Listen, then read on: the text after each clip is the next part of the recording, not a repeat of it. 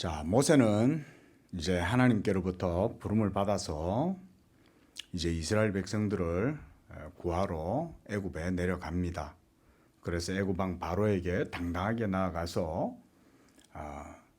이제 이스라엘 백성들을 놓아달라. 그들은 이제 하나님의 약속의 땅으로 나아가서 거기서 이제 하나님을 섬길 것입니다. 이렇게 애굽의 왕 바로에게 말했을 때 애굽 왕 바로가 그 모세의 그 말을 듣지 않았어요. 그것은 하나님의 말씀인데도 애굽 왕 바로는 끝까지 모세의 말을 듣지 않았어요. 몇 번이나 듣지 않았냐? 10번이나 듣지 않았어요. 그때마다 하나님께서는 이 애굽에 재앙을 내리셨어요. 10가지의 재앙. 몇 가지? 10가지 재앙을 애굽에 내리셨어요. 먼저는 애굽에 유명한 나일강이라고 있어요. 이 나일강을 하나님께서 피로 나일강을 변하게 하셔버렸어요. 그러니까 이 피가 나일강에 가득하니까 사람들이 물을 먹을 수가 없는 거예요. 또 좀 있다가는 또 온 애굽에 개구리가 막 창궐한 거예요. 그러고는 또 올라와 가지고 그 개구리가 죽으니까 또 썩는 냄새가 온 땅에 진동하고, 또 이가 온 애굽 땅에 가득히 일어나고, 또 파리가 온 애굽 땅에도 시커멓게 다 덮고, 그 다음에 악독이 일어나 가지고 모든 사람들과 짐승들에게 막 창이 일어나는 거예요. 또 독종이 일어나고, 그 다음에 우박이 막 온 애굽에 내리고. 그러니까 이 모든 재앙들이 일어나게 될 때는 이스라엘 사람들이 거하는 곳에는 하나님께서 이런 재앙들이 하나도 내리지 않도록 지켜주시는 거예요. 하나님은 이렇게 하나님의 백성들을 지키시고 도와주시는 거예요. 그러나 모세의 말을 듣지 않고 하나님을 대적하고 있는 이 바로 왕과 그리고 이 이집트 지역에는 하나님께서 이런 재앙들을 막 내리신 거예요.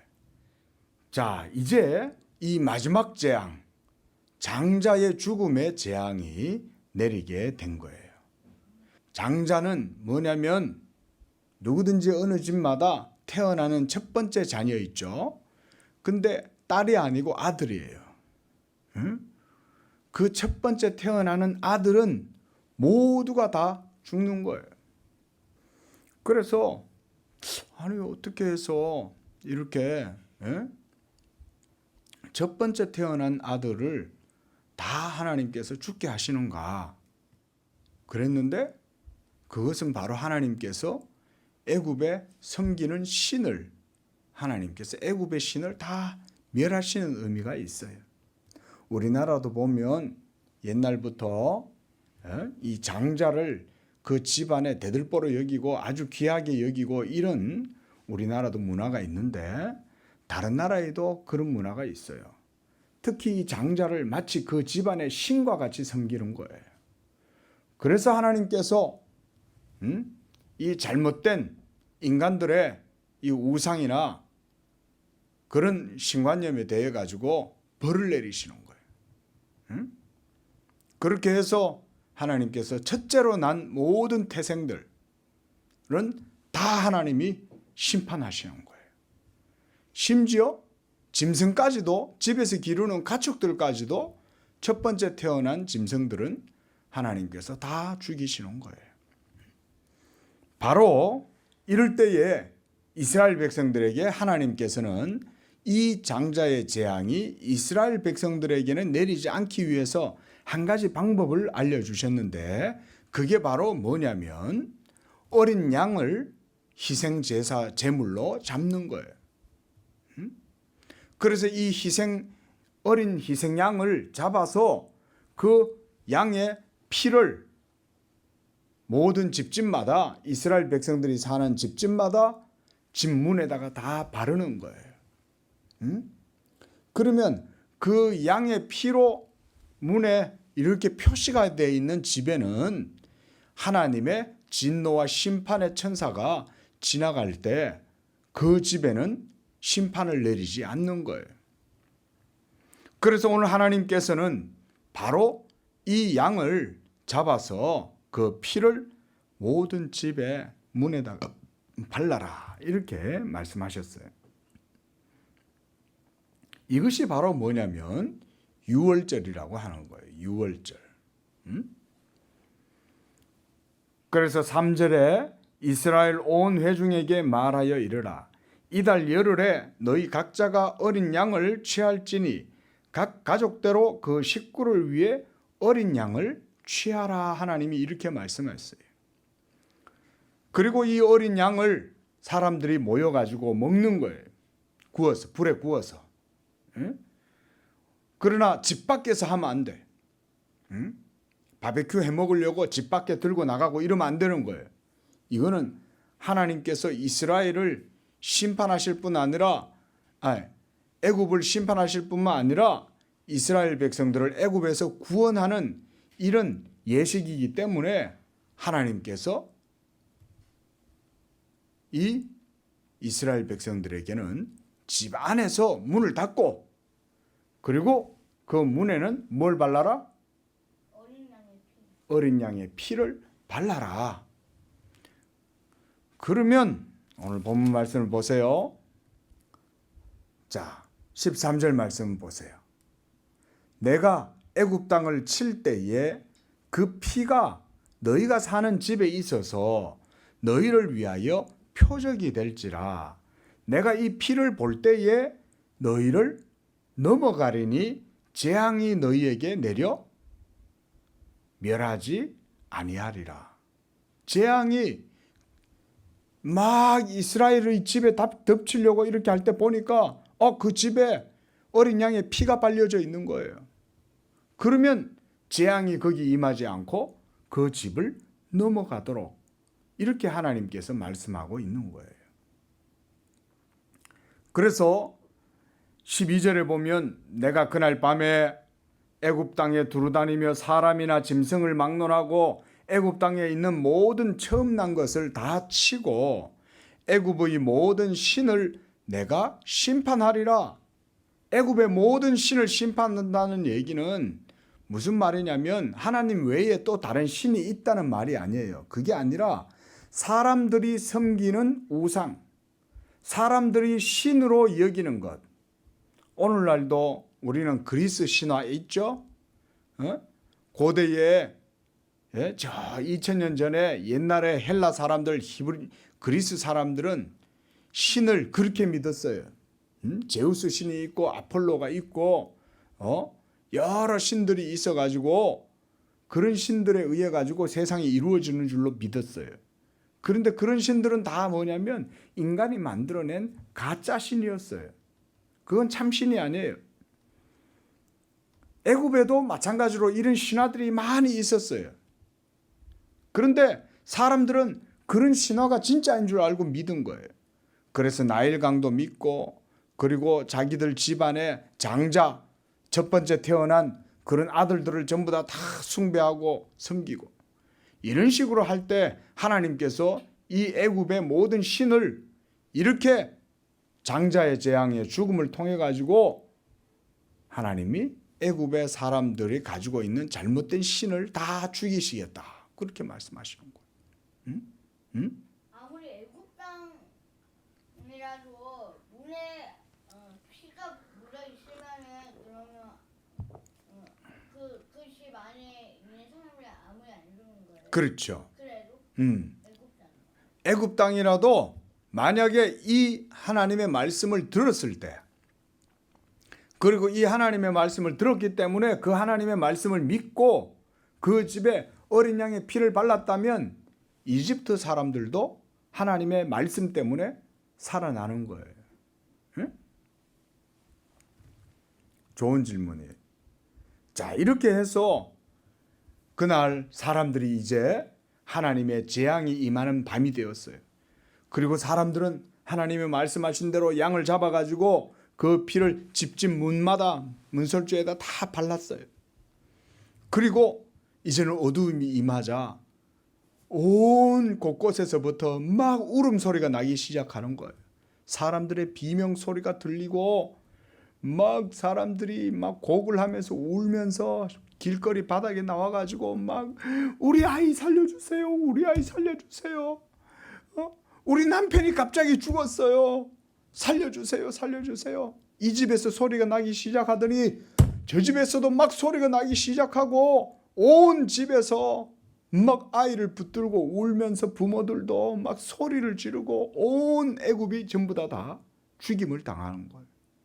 그런데 그 재앙이 임하는 그때에 이스라엘 사람들이 거주하는 집안에서는 무슨 일이 벌어지고 있냐면 집집마다 양을 불을 떼가지고 양을 거기에서 구워서 막 불에다가 살라가지고 전부 다 모여가지고 그 고기를 먹고 있는 거예요. 그런데 죽음의 천사가 하나님의 칼을 들고 막 죽이려고 지나가는데 보니까 이 집에는 양의 피가 묻어 있는 거예요. 이 집은 어린 양의 피가 묻어 있으니 그냥 넘어가자. 그런데 그 집 밖에 나오면 안 되는 거예요. 왜냐하면 그 피의 보호를 받아야 되기 때문에 그 집 바깥으로 나오면 이 어린 양의 피의 보호를 받지를 못하는 거야. 그러면 죽는 거야. 그래가지고 모두가 그 안에서 하는데 고기를 막 먹는 거예요. 그래서 7절에 보면 그 피를 양을 먹을 집 좌우 문설주와 임방에 바르고 그 밤에 그 고기를 불에 구워 무교병과 쓴나물과 아울러 먹되 날 것으로나 물에 삶아서 먹지 마라. 머리와 다리와 내장을 다 불에 구워서 먹고 아침까지 남겨두지 말고 아침까지 남은 것은 불사르라. 그러니까 밤새도록 하나님이 애굽 전역을 심판하시는 거예요. 그때 이스라엘 사람들은 집안에서 계속해서 이 어린 양의 고기를 불에 구워서 먹는 거예요. 그런데 그 어린 피가 묻어 있는데 나온 여러 5명의 사람이 있는데 한 사람이 나오면 그 안에 있는 사람들도 평소한테 다 죽는 건가요? 그런 건 아니에요. 누가 나가면 안 되죠. 그러나 만약에 누군가가 그걸 어기고 밖에 나갔다면 그 문 안에서 피해 보호를 받고 있는 사람들은 괜찮지만 그 나간 사람은 재앙을 당하겠죠. 그렇죠? 자, 이렇게 해서 이제 하나님께서 10번째 애굽 장자의 죽음의 재앙을 내리신 거예요. 자, 여기서 우리가 이제 뭘 알아야 되냐면 이 어린 양은 6월절 어린 양은 누구를 하나님이 보여주시려고 하냐면 바로 우리의 죄를 위해서 십자가에 못 박혀 피 흘려 죽으신 예수님을 보여주는 거예요. 그래서 하나님의 어린 양 예수님이 십자가에서 우리 죄를 위하여 피 흘리셨기 때문에 누구든지 이제는 그 예수를 믿는 사람들은 하나님께서 예수님이 흘리신 그 피 때문에 우리의 모든 죄를 다 용서해 주시는 거예요.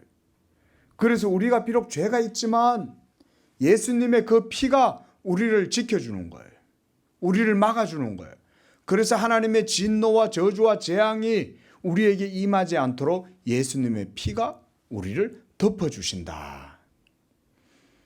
그리고 이 고기하고 또 무교병과 쓴나물 이건 뭐냐면 예수님의 십자가와 함께 그 십자가에서 찢기신 예수님의 살을 의미해요. 무교병이라는 거는 뭐냐면 누룩을 넣지 않은 그런 말하자면 떡이에요. 떡. 누룩이라는 것은 우리가 빵을 맛있게 먹으려면 거기에 이스트라고 하는 이 누룩, 호모균을 빵 밀가루 반죽에다가 집어넣어요. 그러면 이것이 하룻밤이 지나고 나면 이 밀가루 반죽이 확 부풀어 올라가지고 아주 그 밀가루 반죽이 맛있게 돼요. 그런데 하나님께서 이스라엘 백성들에게는 그런 호모균, 이스트를 넣지 마라. 그래서 무교병이라고 하는 거예요. 없을 무자. 응?